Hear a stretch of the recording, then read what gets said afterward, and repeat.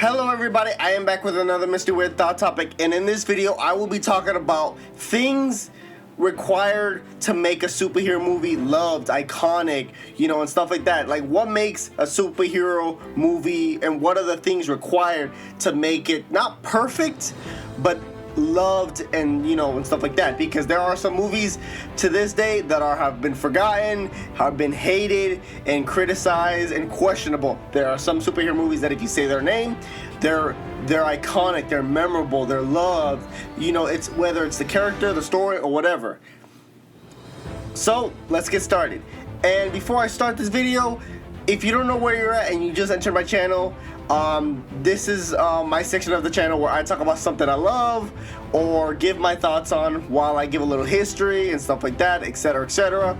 So let's get started on what makes a superhero movie a superhero movie.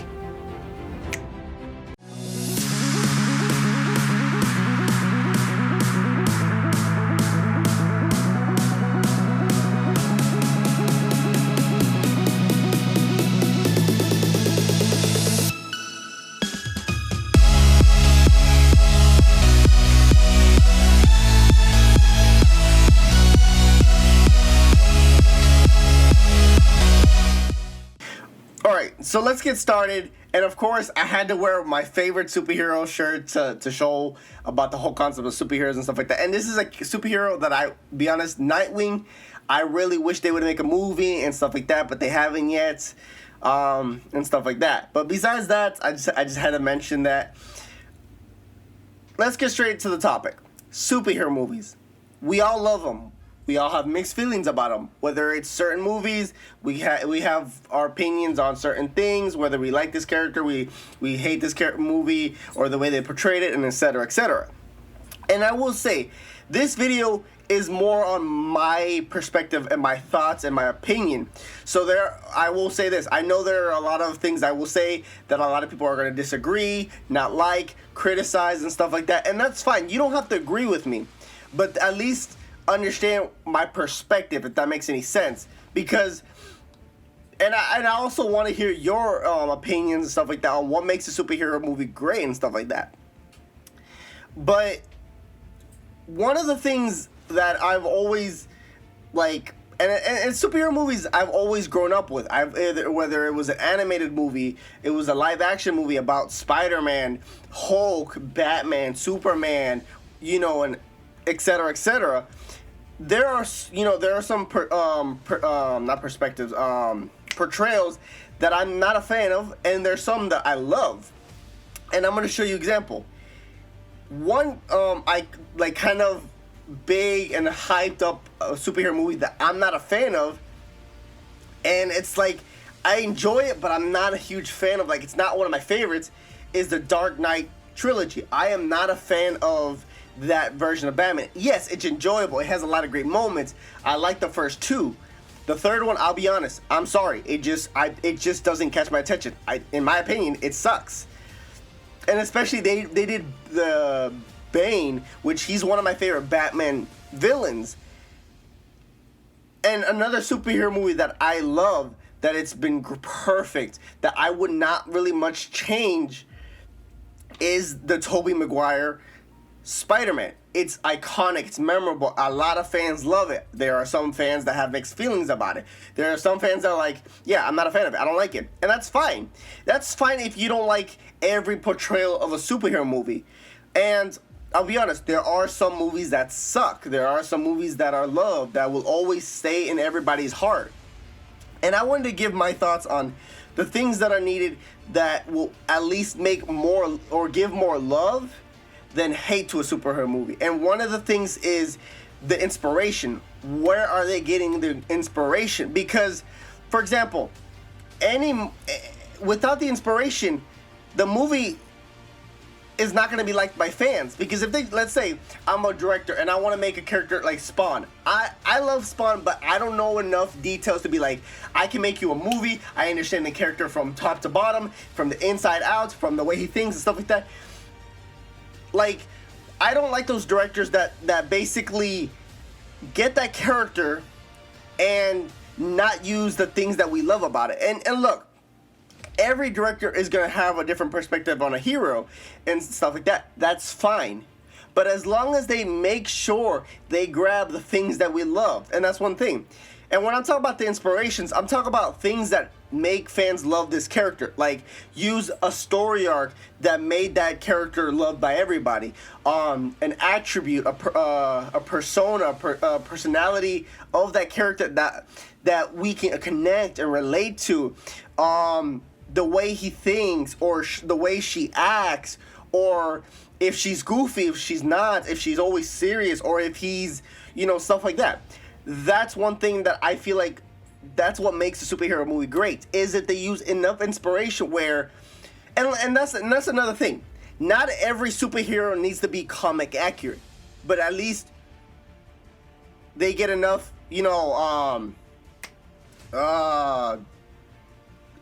like, if they use enough to make us understand that, yes, that's a reference to the comic, that's a reference to this and stuff like that. Like, we can see where they're getting the inspiration from. That's fine with me. Like, for example, like, I'm going back to Spider-Man, Tobey Maguire. He uses organic webs. In the comics, he has never used that. Maybe they've used that once, but it was because maybe to kind of retcon that thing or whatever. But in reality, he's always used, the web, those web shooters and stuff like that, and the tubes and stuff like that to refill them and stuff like that. That's Spider-Man,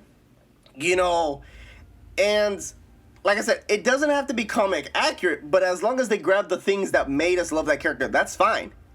Like, I'm okay with that. Like, but that's when they start using things that, like, okay, I love Batman, but I don't like when they use, okay, like, and then I'm gonna go back to Dark Knight.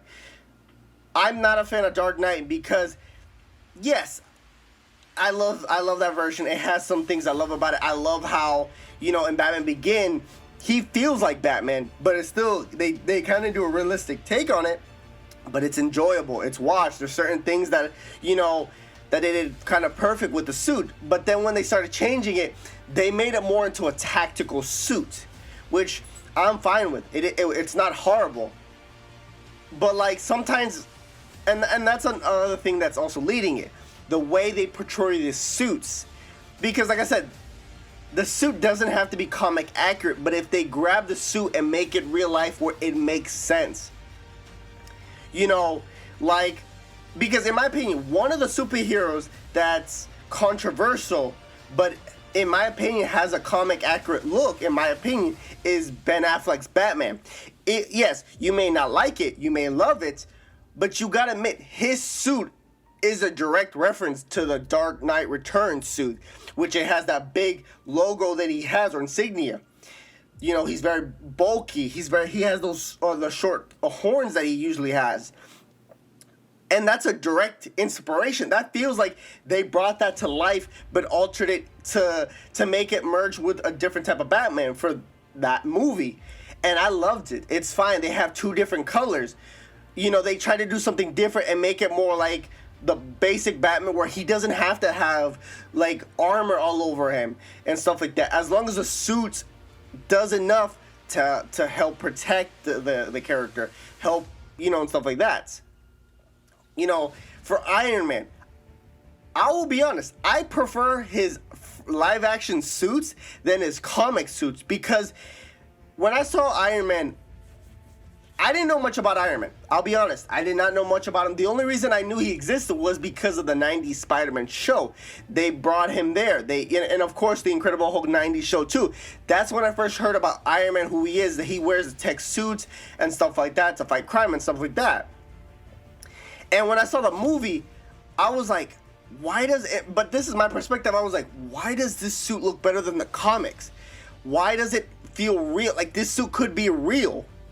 Because there are some suits that you can tell that it's pure CGI, and even though cosplayers can pull it off, it's still somewhat question where it's like, even though it looks nice, it looks amazing, it still doesn't feel real.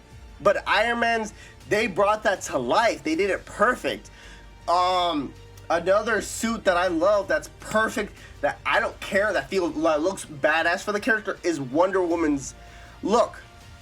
Because I'll be honest, Wonder Woman's look in the comics, of course, she wears very tight stuff. It's very, like, not revealing, but revealing of her figure and stuff like that. But in the movie, they did it well where they kept it kind of similar to the comics, but made it stand out and make it look rusted, give it, like, battle damages and stuff like that to make it feel real. Make it match perfect for that version of the movie, which I love. And I'll be honest, that's my favorite, Wonder Woman's live action suit, whether it's a TV series, a movie, or whatever. And I'll be honest, Gal Gadot, if I hope I pronounced her name right, did a great portrayal on that. And that's also another thing. It's not only the actor that, we gotta, because there are some actors that do great job, it's the writing of the movie. Because there are some movies that have great actors that do a great job bringing that character to life. It's the writing, the dialogue that sucks, that ruins that character. Because I'll be honest, The Amazing Spider-Man with Andrew Garfield, say what you want, but he does a pretty good job playing Spider-Man, Peter Parker, the intelligence, the nerd, who he was. The only thing I hear about a lot of people say about him is he looked too cool to be a nerd and stuff like that. And I'll be honest, the only thing I did not like about it was him riding a skateboard. I'm sorry, I just never saw Peter Parker in the comics or in that kind of persona ride skateboards. And it was just weird seeing him use a skateboard. But besides that, I enjoyed it. The only thing that kind of ruined the movie was the writing and the dialogue and kind of the story they did. Because in the second movie, I felt like they should have focused on one thing at a time, because they had the Green Goblin, they had Electro. But the problem is, instead of focusing one villain at a time, they did it, okay, villain, villain, villain, villain. It's like they shoved it there where it's like, okay, can we have, I like this villain, can we keep him more and more, as a focus than this character? Like, it's fine to have multiple villains, but at least show which one is the main, give us something that's the main focus. Because here's another movie with a bunch of villains that I did not like as well, is the Tobey Maguire's Spider-Man 3. They have 3 villains. They have Harry Osborn as the new Green Goblin, they have Sandman, and then they have Eddie Brock as Venom. And it's like, I will be honest, I would have preferred if they focused on Sandman and Green Goblin, kind of given that resolution and stuff like that. And maybe at the end, then do a moment with Eddie Brock becoming Venom, so they would do ready for the next movie and just have Spider-Man versus Venom. Because I'll be honest, yes, you can do movies with a lot of villains. You just gotta organize it right where the plot, the whole dialogue, the concept of the movie makes sense. Because there are some movies with villains that have like 1 or 2 and actually make sense. And one movie that did a good job having multiple villains, or a lot of iconic villains from the comics recently, whether you like it or hate it, was The Batman. They had 3 iconic villains and maybe 1 criminal if you consider Catwoman, like, because in the comics she started as a criminal, so she kind of has that still a sneaky criminal kind of vibe, because they had Falcone, they had the Penguin, they had the Riddler, they had 3 villains in one movie. And the way Matt Reeves organized that movie to make it fit where they have all 3 movies and it doesn't feel like packed with a bunch of villains, was the Riddler was the main villain. He was the main focus. Falcone was the villain that kind of had a purpose, a reason why, connecting, let's say, Penguin with the Riddler, with himself, with Catwoman all together. He was kind of like the glue that also helped or give us a reason why he was in the movie. And Penguin, even though he isn't really a big villain or main focus, they introduced him as a small character to maybe give us more later on in the future. At least that he exists in this universe and stuff like that. Which shows, yes, you can have multiple villains in a movie. You just have to organize a way where it doesn't feel overwhelmed. Note, I will say this, and I don't care what you say, because you gotta admit, it's true. There will never, ever be a perfect superhero movie. No matter if it's for Superman, if it's for Batman, Spider-Man, The Flash, Thor, Captain America, you name it. There will never be a perfect superhero. You could say it's a perfect superhero. That's fine. Superhero movie. That's fine if you want to call that the best superhero movie. But in my perspective, you may like it, but I may not like it. Tom Holland Spider-Man. It's been loved by a lot. A lot of people love him. A lot of people have mixed feelings about him. You want to know my thoughts? I wasn't a fan of him. I loved his introduction. I love his moment. I love his suits. Some of his suits. Some suits I'm not a fan of. I only like the homecoming suits that he wears, or or if you want to call it the Stark suit, which Tony Stark gave to him, and the final suit that makes an appearance in No Way Home. Those are the only two sets I really love. The one where he wears red and black, it's an okay suit, but I don't like it. But somebody else might love it. Say it's one of the best recent Spider-Man suits ever. And that's fine.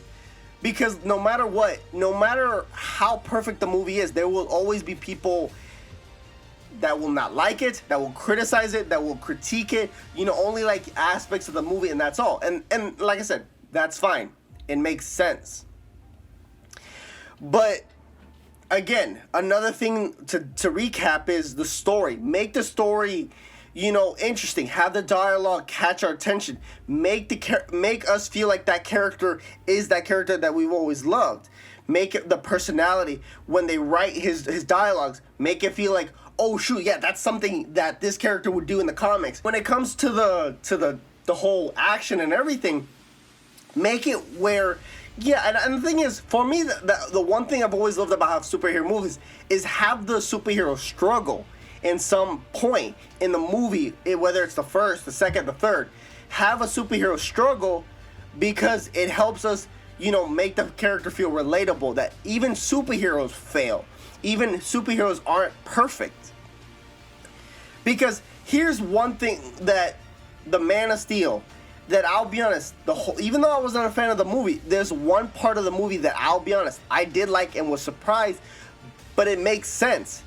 And it's where Clark or Kal-El, while he's fighting General Zod, he's about to kill a family.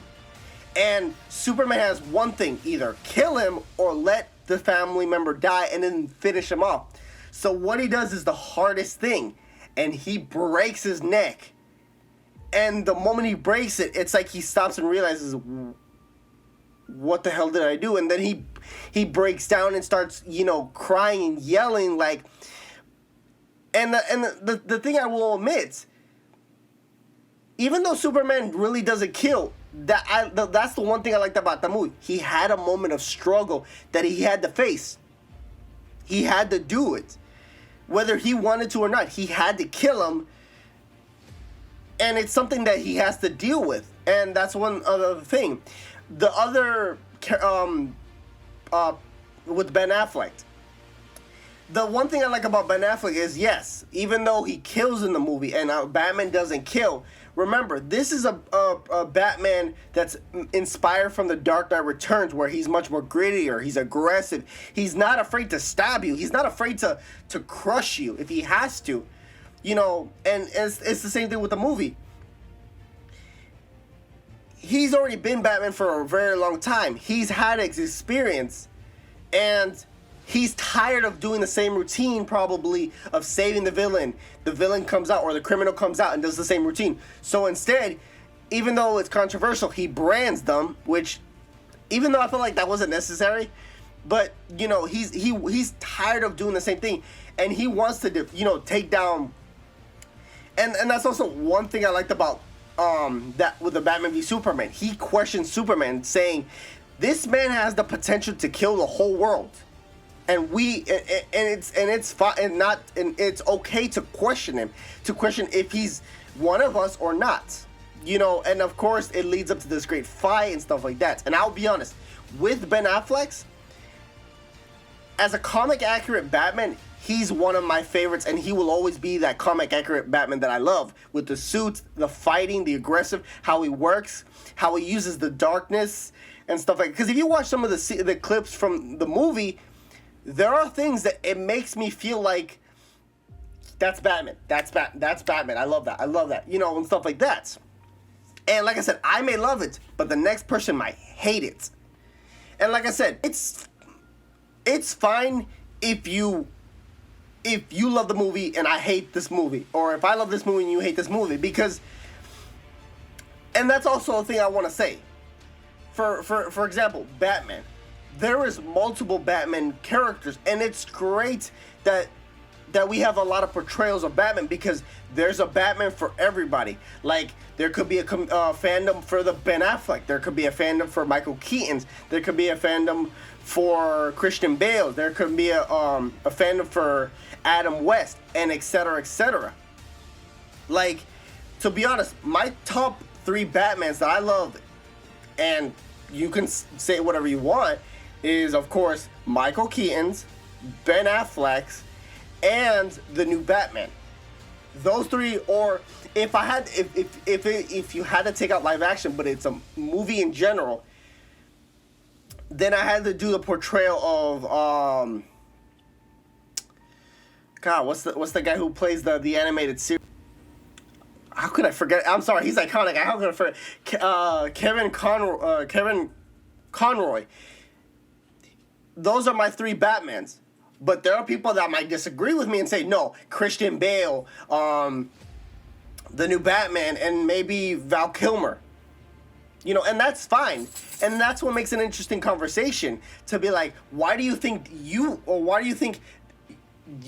think this character is the best, or why do you think you hate this character? And I love to have that discussion and this talk. I mean, there's a point where it gets to extend. If it starts turning into an argument, then I'm like, yeah, I don't want to talk about this anymore. Because if this is just going to turn into an argument, a discussion where it's, you know, stuff like that, then no, I don't want a part of it. But if it's a general conversation where we can have a discussion about a fun discussion where, even though we have different takes on the character, at least I have somebody to talk about it, that we both love this character and stuff like that.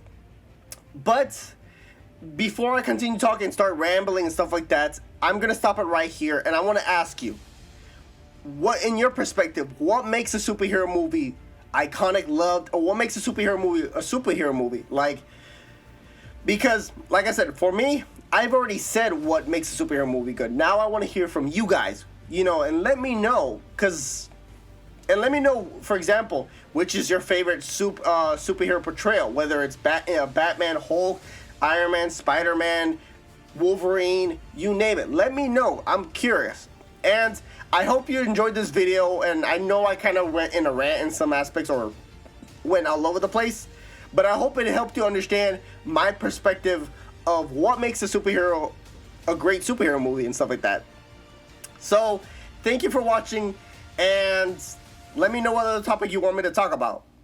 And yeah, so, and like I always say, I'm weird, don't judge.